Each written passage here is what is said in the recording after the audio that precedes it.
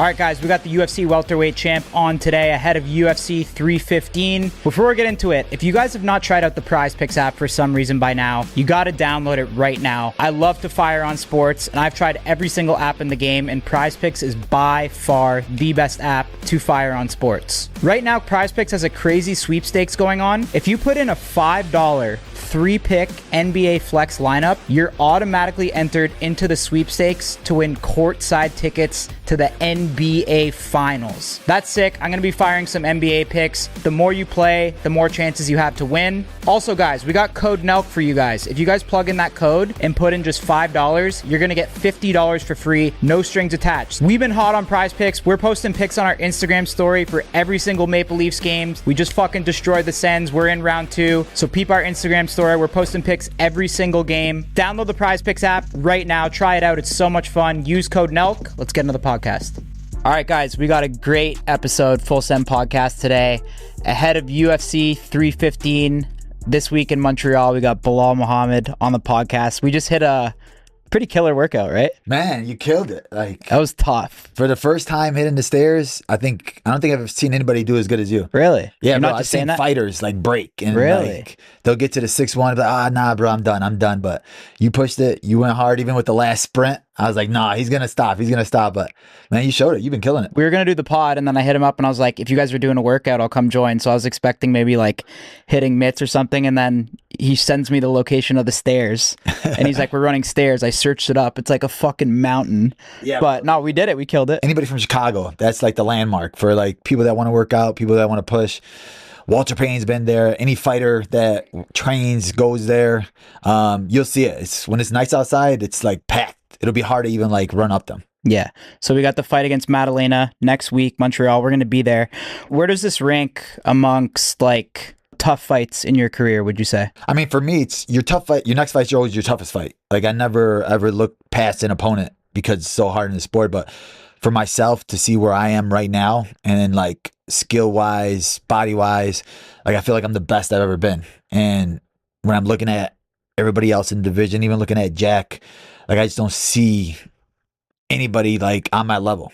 I feel like some crazy shit now is happening at lightweight and welterweight, like recently. And I feel like this fight, your fight, I feel like is going to be the most watched fight by like UFC fighters in lightweight and welterweight. Because I feel like your fight is just depicts what like everything else is going to happen at those two divisions. Would you agree? Yeah, it's like the Jingle Board, right? You got to pull it all out, and they're all just like waiting for it to happen. And I feel like Dana and all them guys are like they're waiting too. Yeah, they probably have so many contracts. Like, all right, this. Because who's like Islam's kind of waiting, obviously, to see what happens, and then I'm sure like that decides Oliveira's fight, Ilya's fight, Gaethje's fight, and then welterweight. I'm sure like all those guys are waiting to see what happens. So it's kind of crazy. Yeah, right? but I already told them, I was like, there's no need to wait. Like I'm gonna win. So whatever your plans are before that, and I'm like, especially with myself, I already know there's so many people that are just like have their draft saved of their tweet. That's gonna be like they're hoping that I lose, and that they're gonna have to keep it in the drafts because once we win, they're gonna have to just like erase that memory from them. Who's next after this if you win? In welterweight, who do you think deserves it? Because now Ian Gary just won, and then I guess Shavkat, we don't know. Is there any word on when he's coming back? Yeah, I don't know. Like I've heard that he's going to be out for a little bit longer. I don't know what his injury is. They're very quiet with it, but so no one knows how long he's out for, really. Exactly, yeah. And then Usman and Buckley just got announced. Everybody's saying they're the next guy, right? Even like Ian, like he's talking, he's being vocal with it. Honestly, out of all of them, I think Sean Brady probably had the best performance, like beating Leon Edwards like that, finishing him. He looked the best, but obviously I finished him. So is that a fight you'd want to run back, or like? I mean, I think he's earned it, like he's gotten there, but like if I'm being honest, obviously I think if Usman goes out there and he gets a big finish against Buckley, or even if Buckley gets a big finish, beating Usman and Kobe back to back, I think that would put him ahead of everybody else. I think Ian and Usman would probably be the funnest build-up. They both know how to talk. Yeah. And it's always like fun when you have a little bit back and forth. Yeah. So for myself, like even with like Leon, there's trash talk. So it made it a funner build-up. Like with Jack, he's not really a talker. So it's not really a fun build-up, but obviously the fight's the fight, no matter what. How do you think Usman's going to come out in that fight? I think he's been off for a while, right? Did he have an injury or something? I just don't think he has any knees. So he just has to wait until his cartilage grows back, and then he just like tries to figure it out. And then it takes like 2 years. for it to come back in there, try stem cells, tries like collagen or something. But I think he was waiting for the right moment. And I think right now he's thinking that, all right, well, Buckley's running hot right now. It's a winnable fight for him. So maybe if he goes out there, he beats Buckley, he knows that his name's big enough to skip the line. You beat Leon pretty... I mean, it was a close fight, but I feel like you beat him pretty decisively. Were you expecting that from him? Because the way he beat Usman twice was like, going into that fight, I was like, damn. Like, I thought Leon was about to make a crazy run for a bit, but you kind of just humbled him, right? We've always thought, like, for myself, when I got into the sport, I always looked at who's the champion, who's that guy, and I always thought I could beat all these guys. For myself, and I looked at the matchup stylistically, I knew my style was his kryptonite. Like a pressure fighter that was in your face that was going to break you. I knew I was going to do that. And for me, I had probably like a year and a half just to focus and train for Leon because they made me weigh in as a backup. I had to wait a full year for him. I had to fight like stylistic. I fought like Damian Maia, who's a straight grappler, Wonder Boy, who's a straight up striker, Luke A, who's a knockout artist. So I've fought all these different styles. And whenever you do a camp for a specific style, it levels you up. So I'm always getting better every camp. I'm growing every camp. And when I saw Leon, I was like, there's nothing that he's going to show me that I haven't seen before. And also just adding the anger part of it, right? Like he poked me in the eye the first time we fought. And then he was like acting like I didn't deserve it. I didn't earn it. I was on a 9-fight winning streak. So that did nothing but just like put a chip on my shoulder and make me want to embarrass him in front of his people. Is there beef between you and Usman? Oh, bro, yeah, I don't like him. He was one of those guys, right? When he was a champion, he acted like I didn't exist. And I was on a good streak. He was always, oh, let me just rematch Kobe. Let me rematch Masvidal. But then when I won the belt, now he wants to like talk, right? And his ego is so big. I went on his podcast. What was good with the mystery podcast? Have you ever talked about that or no? I've talked about it, said about it, but like for me, I understand why they wouldn't want to put it out, right? Like if you're on a podcast with somebody, if I was on a podcast with you and I made you cry on your own podcast, like you're going to hold that in and you're not going to want to put it out there. What happened? We were on his podcast and Henry Cejudo was like, how does it feel to be champion? And, you're at the top now. And I'm like, it feels good right now because everybody wants to listen to you. Everybody thinks you're the champ. Everybody has to look up at you now. And Usman's like, I was a champ too. I was like, yeah, but you're not the champ anymore. And then he just couldn't let it go. He's like, but I'm right there. I was like, nah, bro, you're on a 3-fight losing streak. And he's like, I still had the belt. And I was like, I'm the champion now. But he just couldn't give me my props, right? Oh. It was just one of those where he was just like, but anything you do, I do better than you. And then I was like, but you didn't take the head kick better than me. And I think that just like triggered him, where he was just like, I don't play these games, man. It's on sight when people talk like that. And I'm just like, we're right in front of each other on site.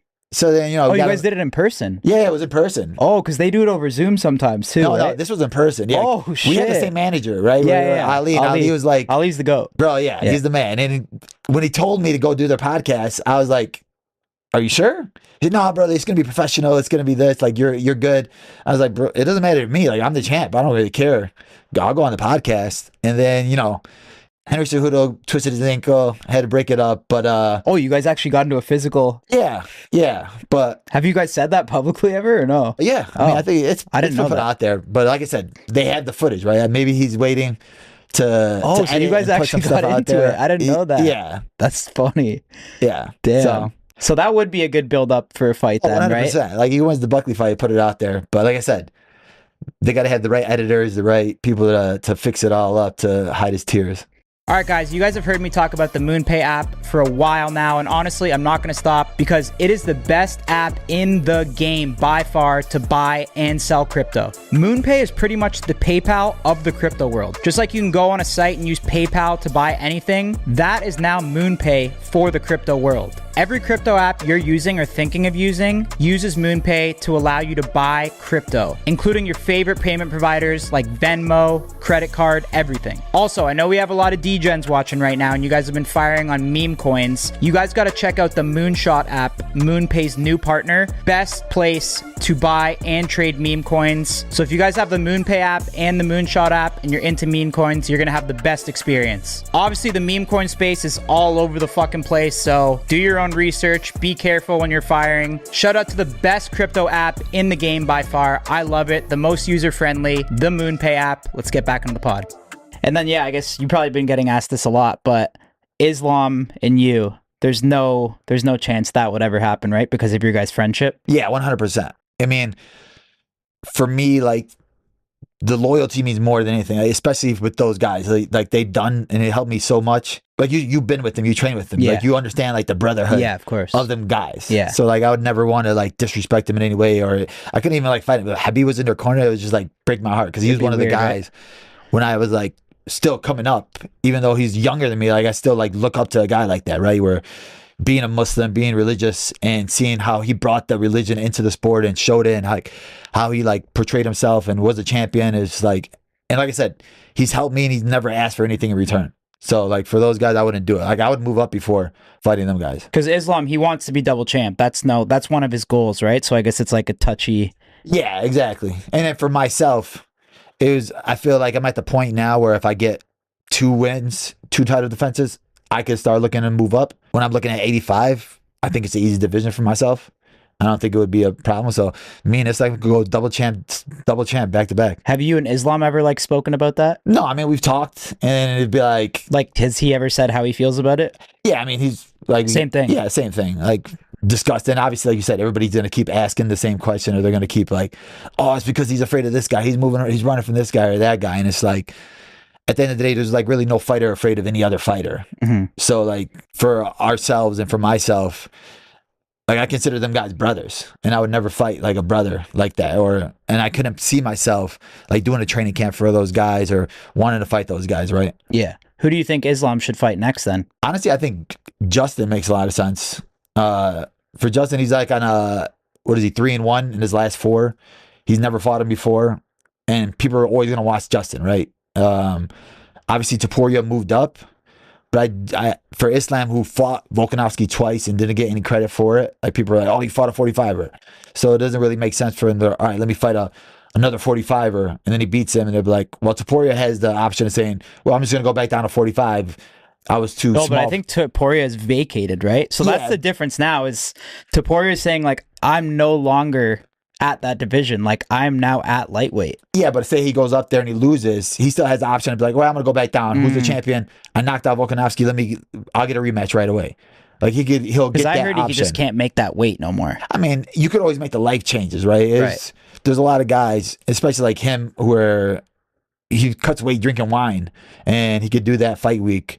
I think he probably gets tired of cutting weight. Cutting weight's not fun, and he probably thinks that with the confidence from knocking out Holloway and Volkanovski back to back, he thinks that, yeah, I can knock these guys out. But the only fight he's had at 55, he's gotten dropped by Jai Herbert, and then we've seen him get like out muscled and out wrestled by a couple guys at 45.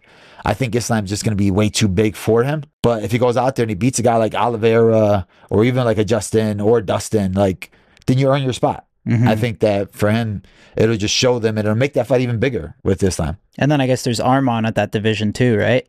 That division's stacked. Yeah, now. There's so many good fights for him. I mean, you got Paddy just won too. So like, Paddy too. For Islam, there's guys that he hasn't fought, right? And there's other guys that are up there that are hyping it up, and that'll be huge fights. Arman is a beast, but that injury last one, so like for him now, it's just trying to get another fight out the way. But it's hard because nobody wants to fight anybody. Every one of them saying like, now I'm going to wait for the title fight. Oliveira, I'm not fighting nobody but for the title. Topuria, I'm not fighting nobody but for the title. Justin, I earned a title shot. So like you said, I think they're all just waiting for the dominoes to fall. And after next weekend, I think a lot of like the questions will be answered. Yeah. I saw you posted the other day a t-shirt of you and Khamzat. A fake like fight. Was that like... What's going on there? Is that like something you want to happen one day? Somebody asked me in an interview, they're like, would you move up to 85 if Khamzat was champion? And I said, bro, I was calling him out when I was at welterweight. When he was welterweight, I literally wore that shirt to the event. And I had shirts I was throwing out to the crowd. For myself, I'm a guy, like, I want to fight the toughest guys, the toughest tests. He's undefeated. They think that he can walk through everybody. You're not going to walk through me. So I was calling him out. And then he posted like a pony yesterday, and he's like, where are you going, pony? I was like, I didn't quite get it. Yeah, I don't know. I don't know if it was like a patty, you little sausage or something like that. Yeah. Is that I don't some know if it sort was of like a insult? Russian joke or Yeah, something. it's weird. Yeah, but I was just like, all right, bro, I've been called you out. I asked for the fight a million times. You don't really know what to do when you get called a pony too. Yeah, It's like, bro. I was it like, just throws you off. I don't know what that means, but I'm gonna take Maybe that he was disrespect. fucking. He was right? fucking with you a bit, right? Yeah. A pony. It's so random. Yeah, it was like random, but I was like, all right, I'm gonna take that as disrespect, bro. What are you talking about? Yeah, definitely. Is there no Muslim Brotherhood connection there with Khamzat? He seems like a bit of an outlier in the Muslim Brotherhood world. Like he had beef with Abu Bakr too, right? Yeah, he had beef with their team, And but I think Khabib had to squash it. they squashed it. Yeah, I think, and like for myself, it's not beef. Like even if I fight Shafkat, he's Muslim too. So like I haven't trained with those guys. I haven't like bled with those guys. So it's not the same thing. And for me, I look at it as a sport. Like they all want what I have. I'm the champion. So I want what they have, right? Like he's got that undefeated streak. I want to take that from him. I want to take his O from him. So it's all competition. It's at the end of the day, it's like I want to leave this sport with my resume showing that I fought the best guys and I beat the best guys. When people think of me, he took the toughest test and he went the longest road to get where he got, and he did what nobody thought he could do. I started at 23 years old. I wasn't born with it. I wasn't from the mountains, the Dagestan. Like I wrestled 2 years in high school, and this was all just like natural heart, natural skill, natural hard work that got me here. Wow, you started at 23? Yeah. And how old are you now? 36. How did you start? I was in college. I was at U of I, and I was just like going to be a lawyer. And then, like I said, I wrestled at high school in South Side of Chicago, and we had a coach there, Lewis Taylor, and he like left after like 1 year because it wasn't the best school. They didn't really care about the wrestling team, and then he was like gone, and I was like, whatever happened to him? But he was like that cool young coach that you had a connection with. And then when I was in college, I randomly saw him in a newspaper, and he was fighting for Strikeforce. So then I just like reached out to him on Facebook, and I was like, bro, you're a fighter? And he's like, yeah, man, I'm a fighter. I train at this gym. And it ended up being like near my parents' house. So whenever I'll come home on the weekends, I would go see him, visit him, and then we'll train a little bit. And then he just started teaching me a little bit. And he started teaching me a little bit more. So every weekend I would come home. Then I transferred to a closer college here, started training more full time. And then I was like, let me take an amateur fight. So after like 3 or 4 months of training with him, I got an amateur fight. And then I was like locked in. Here in Chicago? Yeah, I was like hooked. My hand got raised. I won the fight. But I was like addicted to it. I have like an addictive personality. Like when I do something, I go super hard. I go all in with it. So then I was like, I could always go back to college. I always finish college, go to law school, whatever. But I'm like, let's see how far we can go with this. We started training. We started working. And then I went pro after 3 amateur fights. And I said, we'll just go until we lose. And then we got to 9-0. We won a Titan FC belt. And then we got signed to the UFC short notice. What was it like getting signed to the UFC? It was... how did you like find out and stuff? They called me... it was like during Ramadan. And I was like fasting, and they called me it was like 3 or 4 week notice to fight Alan Jouban. And at the time, he was a big name. He had a good streak. And I'm undefeated. I just won a belt. Who called you from there? It was just my manager. Okay. Yeah. So then I was just like, let's go. Because I was like at 3-0, and I went to try out for the Ultimate Fighter. Didn't make it. I was at 6-0. Tried out for the Ultimate Fighter. Didn't make it. And then I kept winning on the thing. I was like, man, are they ever going to call me? Am I ever going to get the shot? And then once I finally get that call, you're like, this is it. This is my spot. I'm going to make it. And it was in Vegas.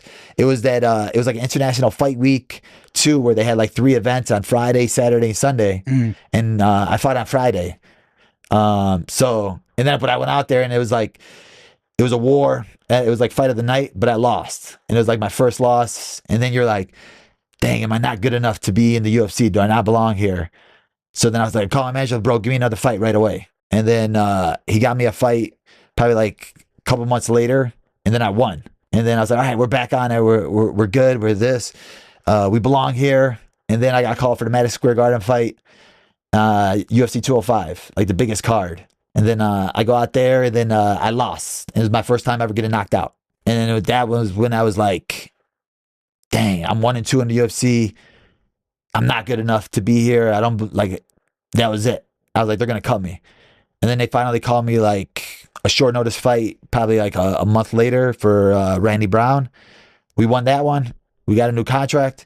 And then from there on out, we just kept winning and just kept pushing it. What do you think changed Like, what after that loss did you like realize, or what made you change after that? The training, for sure. Like for myself, 9-0 when I was training when I first was coming up, it like there was like no structures to the training. It was mostly just like me and Lou, and then we'll have other training partners. I was training with a couple bantamweights, my other boy Horacio, who was a 45er, but like we were just, all right, let's spar today. All right, let's wrestle today. Let's do this today. So like there wasn't really like a system. So I like learned after that. And then after I took that second loss, I was like, all right, well, I need to find other guys to train with. I went down to Milwaukee, started training with like Anthony Pettis and the guys at Rufus Sport. And at the time, he was the champion. So I started learning more from those guys, seeing how they do it. And then I would bring that back here to this team here. And then I would go to other gyms, learn from them, other gyms, learn from them.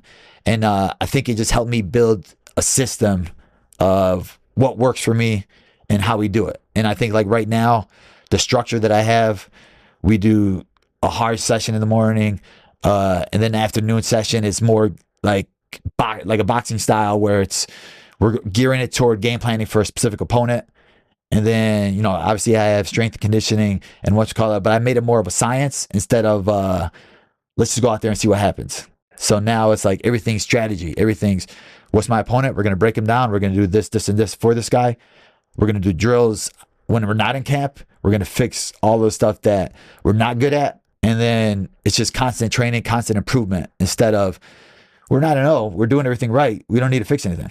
Also, guys, really quick, we restocked fullsend.com with a ton of new UFC full send stuff. It's all on the website right now. This shit's been going crazy. You guys love it. I love rocking this shit, to be honest. We also have some exclusive UFC Montreal stuff too. That's actually going to be sold at the fight. So we're actually going to be there at UFC Montreal. If you guys are there, check it out at the arena. Make sure you cop some shit. We got Belal Muhammad on the pod ahead of UFC 315. Let's get into it. What do you want to achieve with your UFC career? Like, do you want to be double champ? And like, how long do you want to stay at welterweight if you want to move up? For me, with my UFC career, I want to like leave the legacy of beating the best guys, taking the toughest challenges and winning them all. Obviously, if Khamzat wins, which I think he will at 185, and then he walks through a couple of guys and he's that guy that I think is untouchable, I think me moving up and beating him, that would like cement me as one of the best to ever do it. And especially now being at my weight class, you got a lot of hungry guys, right? A lot of undefeated guys who they still think will beat me. Jack's on a 17-fight win streak. So I think there's a lot of like guys for me to beat at my weight class. But I also have 5 top 10 wins in my weight class. So if I get out there and win 2 or 3 more, that'll be 8 top 10 wins in your weight class. And there's no other champion that's done that or had to do that. Who do you think's like the next 3 guys that you'd want to beat? That I want to beat? In that division. In my division? Welterweight, yeah. I think Jack, Shavkat, and I'm hoping Usman wins because I want Usman. Yeah. Yeah, he's that guy, right? When they're thinking of, they had, you know, competition with him and GSP, like debates. Who's the GOAT between them at welterweight? Who do you think was more goated, Usman or GSP? GSP. I think GSP, no question. 100%. Yeah. Like I don't even think Usman should.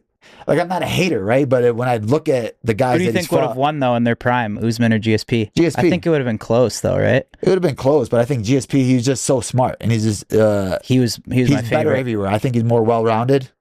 Usman is obviously good, right? But the guys that, you know, when you're having rematches with Kobe and you're having a rematch with Masvidal, and you didn't fight different stylistic guys, right? I fought the Maya, the Wonder Boy, the Luke. They were all on good streaks at that time. Gilbert Burns as well. Undefeated Sean Brady. Like I had to keep fighting a different style every time. For him, it's like, all right, well, Masvidal back to back. All right, cool.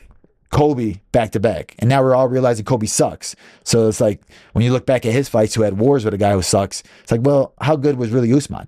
And then with a guy who got knocked out by Leon and then lost to Leon, and then I dominated Leon.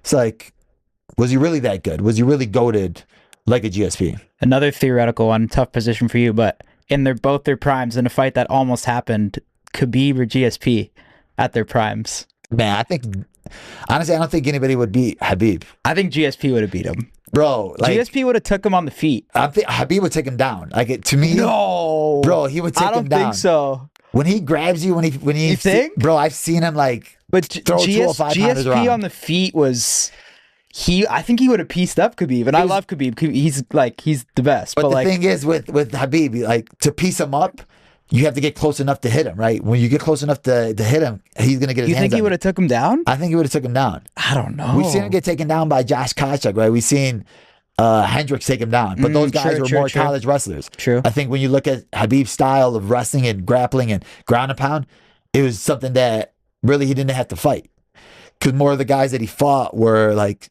specialists.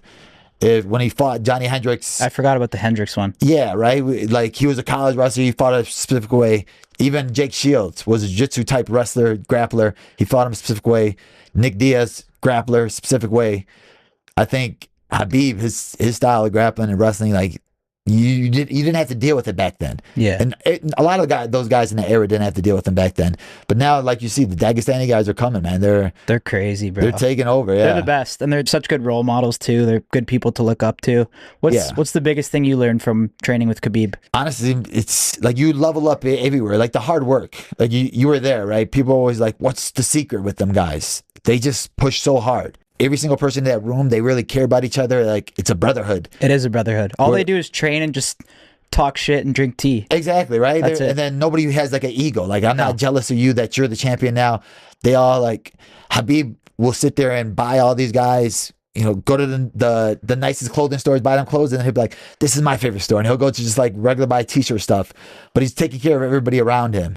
And then just like shows you like his humbleness. There's not like I'm sitting first class, you're sitting in the back. Like he doesn't have none of that. No, yeah. And we've seen that with the plane incident. Bro, exactly, right? It just shows you what type of guy he is. Yeah. That's what I built around myself. Like the guys that I have around me, the team that I have around me, we've all been together probably for like 15 years. We all trained together. We all started together. So like even when I got the title fight, people were like, oh, come here to this gym. Go to a bigger gym here. Go there.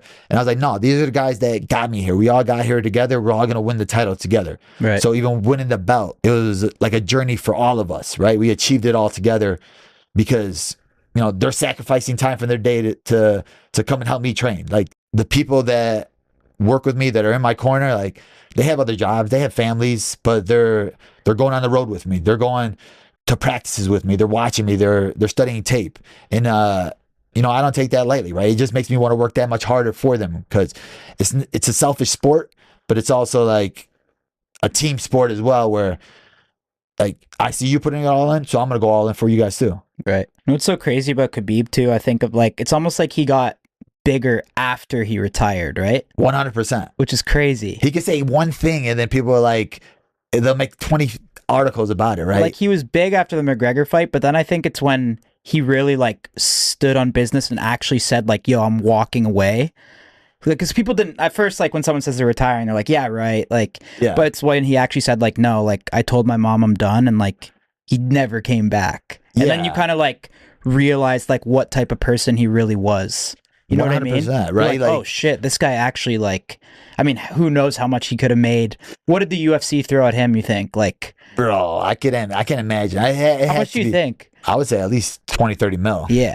Yeah, for sure. For that, like McGregor, Khabib too. Even with like the bigger names at that time, Oliveira was blowing up and he had the hype, right? They were like, "Oh, Habib's running from Oliveira." Like there was nobody bigger than Habib. And then even with the GSP fight, if he would have came back for that fight, imagine how big that would have been. I wish. I didn't see anybody like beating him, but like even for himself, he let it go and he's like, Islam's taking over. He's the one guy taking over now, and he stuck to his words, stuck to his guns. But he's still in the gym training with these guys, still in the gym coaching these guys, sacrificing his time. And it's just like it's cool to see because somebody that like stood by their word like that, there's not a lot of guys that would do that. I saw you said he said something to you that kind of relieved you of pressure. Yeah. What was that? When he courted me for the Sean Brady fight, like being religious, being Muslim, like he was just so chill and calm in the back room. And he's like, brother, you did all the work. There's no need to be nervous, right? Allah's plan is the best plan. If God wants you to lose, it's meant to lose. There's a reason for it. And you just say, Alhamdulillah, that means thank God. So even when you win, you thank God. When you lose, you thank God because it's protecting you from something or it's putting you somewhere in a spot where you could do something else. even when I look back at my losses, right, it felt like the worst thing that could happen to me at the time. I'm like, bro, I did everything. I worked hard. I trained hard. Why did I lose? Why was I meant to lose that fight? Why did it happen like this? But then hindsight is 2020. When you're looking back, it made me change. It made me grow. It made me learn. It made me want to get better here, here, and here. And then I'm like, oh, so that was the reason for it. Those were the tests for it. So when he said that to me, it just like clicked, because you're always like, you know, you get the nerves in the back room. You're like this, but you have like a freedom about yourself when you're like, the result doesn't matter. Whatever happens in these 25 minutes, 15 minutes, it's meant to happen. Mm-hmm. It's just a small window.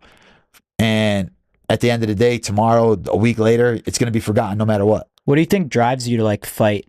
Like, is it legacy, or is there people around you? Like I said, the people around me that have been with me since the beginning, but also for myself, it's just like, just proving everybody who's thought that I couldn't make it here.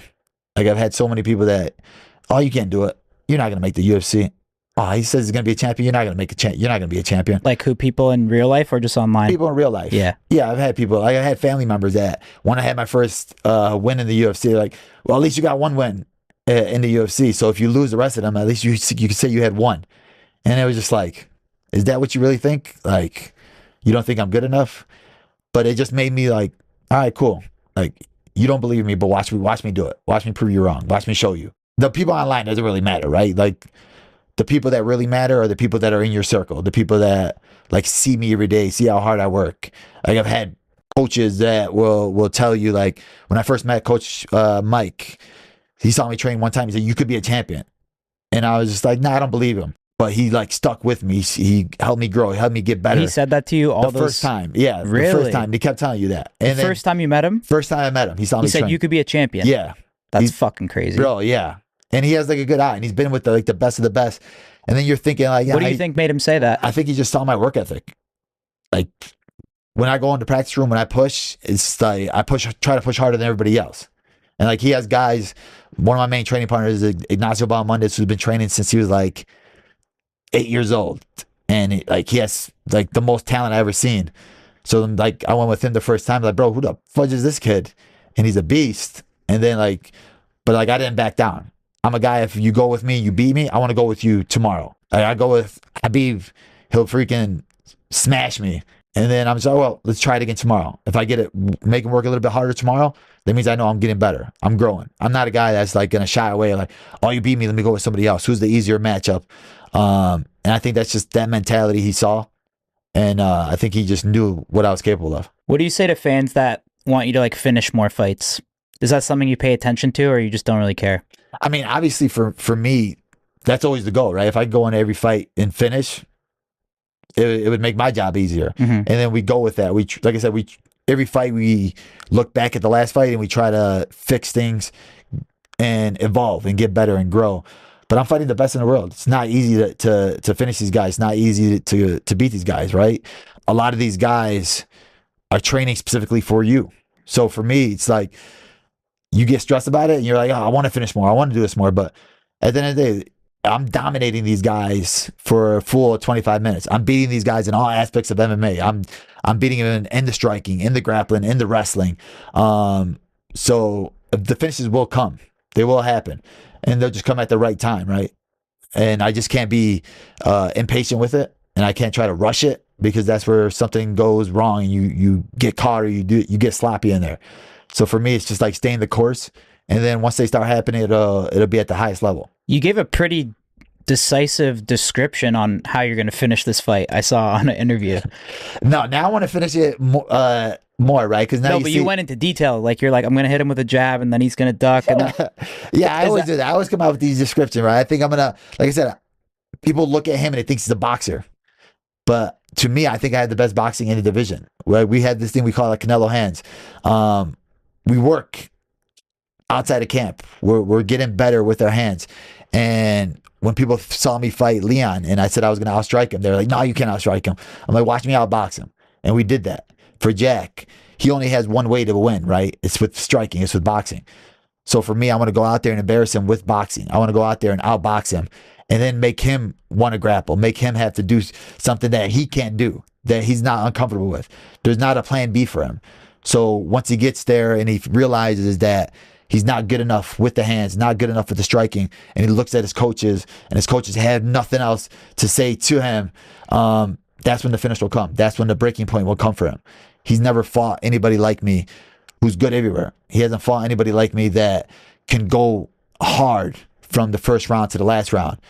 And once he gets in there and he sees it and he feels it, that's when they break. That's when the pressure comes. That's when the inexperience will hurt him. How's your relationship with the UFC evolved? What was it like getting that belt on you? Do you remember that feeling? Yeah, 100%, right? Because it was the hardest thing. It was the longest process for me to even get the title shot. Yeah, you had the longest road for sure. Bro, I was on a 7-fight winning streak. Oh, well, all right, now here goes 15-0 Sean Brady. You're like, bro, okay, 8-fight winning streak. Oh, well, you still need one more. And then I was like, okay, well, here goes Gilbert Burns on 3 weeks' notice. If you win this, for sure you'll get it. And then you're like, well, all right, well, I got to say yes. And then you go out there, you beat him. And then it was like, maybe you got to do one more. And you're like, bro, come on, what else do I got to do? Like, what else do you need? Like, is there something you got against me? Is there this or that? But at the end of the day, they stuck to their word, right? They gave me the shot. It was, I think, the perfect moment for me because it was in Leon's country. We had a fight at 5 a.m. We had to go all the way out there. The first time I fought him was in the Apex. There was nobody there. It was short notice fight. So this time it was the biggest stage.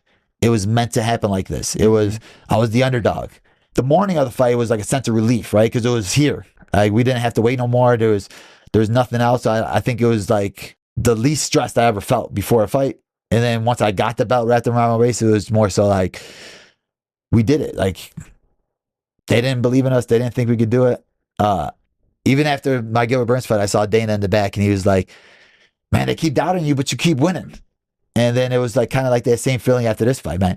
Nobody believed it, but you did it. Like, and then we're going to keep doing that, I think. So it just makes me want to just keep showing them and keep proving them, the doubters and the haters wrong. So now, like that you're champ, does the UFC kind of call you and just say like, yo, this is the fight? Or do you have any type of like back and forth? That mean they'll ask me like what my body feels like. For me, it was like being the champion now. I was like, let's do a quick turnaround.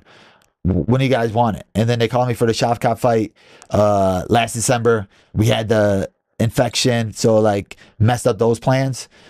So with this one, I was expecting it to be Shavkat, and then they were like, well, he's out. It was either between like JDM and Buckley. And then for me, I was like, I don't really care who it is, which one it is. Just let me know the date. And they gave me the date. And then it was Buckley. Then they were like, well, it's going to be JDM. So for me, I'm like, all right, I'm down. So as long as I had the date, the time, as long as I had the right camp, I'm good with it. And then even with this fight, I could come out unscathed. I'm ready to go again. You think Buckley's, what do you think of him? You think he's the real deal or no? I think he's a real deal. Like he's got a good streak going. He's trying to obviously promote himself and talk his way up. If he beats Usman, I think that'll be the fight. That fight's going to have some hype on it. Yeah. I think. Because he's talking. He's already talking. And they both can talk a little bit. Yeah. Yeah. And he, like, even if he doesn't have any beef with you, he's going to, like, talk. Like, if you could talk about DC and have a beef with DC randomly, I'm like, bro, DC's like the nicest guy in the world. Beef with DC? Yeah. He just said something stupid about him. I don't know what he said. Oh, yeah. DC's the best. Yeah. Buckley will say a lot of dumb stuff, right? I just don't think he's good at promoting, but at least he's trying. So for me, I don't think the trash talk's going to be good just because Usman's terrible at trash talk and Buckley's terrible at trash talk. But I think the fight will be entertaining. All right. Well, yeah, bro, I don't want to hold you up too long. This is awesome. I know you got a busy schedule. We're going to be there at the fight, Montreal. We're rooting for you. I know Salim's super pumped for this fight. He's fucking... Oh, dope. Yeah, he's going to be there. We're all going to be there. So I appreciate you, brother. Thank you, brother. Well, Muhammad, UFC 315.